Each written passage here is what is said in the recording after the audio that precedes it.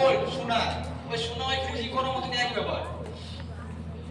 এবার দেখো যে মোস্ট ইম্পর্টেন্ট সেটা হচ্ছে কি না, সেটা হচ্ছে তোমার যে কেমিক্যাল চেঞ্জ।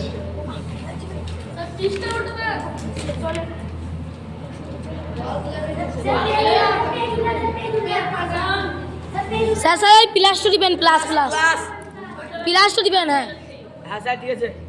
আচ্ছা দেখো এখন আমরা জানবো কি তাহলে ফিজিক্যাল চেঞ্জ তো জানলাম, এবার আমরা জানবো কি কেমিক্যাল চেঞ্জ।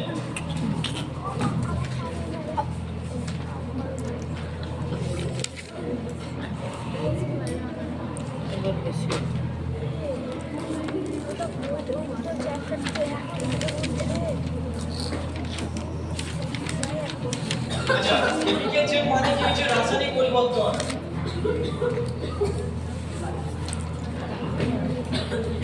কি রে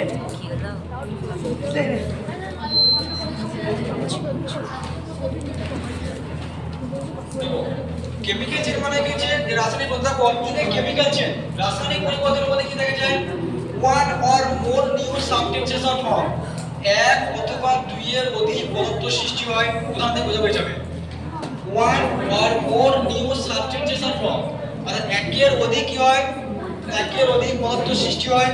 the new substance is different from the original, অর্থাৎ যে নতুন পদার্থটা উৎপন্ন হয় সেই নতুন পদার্থটা কি হয় বলো, প্রথমে থেকে আলাদা হয়। কি হয়ে যায় যে রিঅ্যাকটেন্স দুটো যখন রিঅ্যাকশন করে কি হয়, দুটো রিঅ্যাকটেন্ট যখন রিঅ্যাকশন করে তখন কি তাদের মধ্যে প্রোডাক্ট হয়। অর্থাৎ দুই রিঅ্যাকটেন্টের মধ্যে যখন রিঅ্যাকশন হয় সেই রিঅ্যাকশনের সময় কি হয় বলো, ওর যে প্রোডাক্টটা সেই প্রোডাক্টটা কি হবে, সেই প্রোডাক্টটা হবে সম্পূর্ণ আলাদা। কি হচ্ছে the new substance is different from the original, অর্থাৎ যে নতুন পদার্থটা উৎপন্ন হবে সেই নতুন পদার্থটা কি হবে তার থেকে সম্পূর্ণ আলাদা।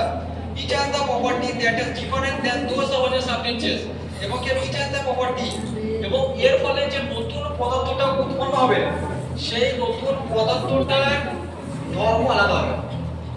দেখো তাহলে we can not get the original substance back easily, অর্থাৎ আমরা সহজে কি করতে পারি, অর্থাৎ রাসায়নিক পরিবর্তনে আমরা কিন্তু সেই প্রথম প্রোডাক্টটা কিন্তু ফেরত পেতে পারি।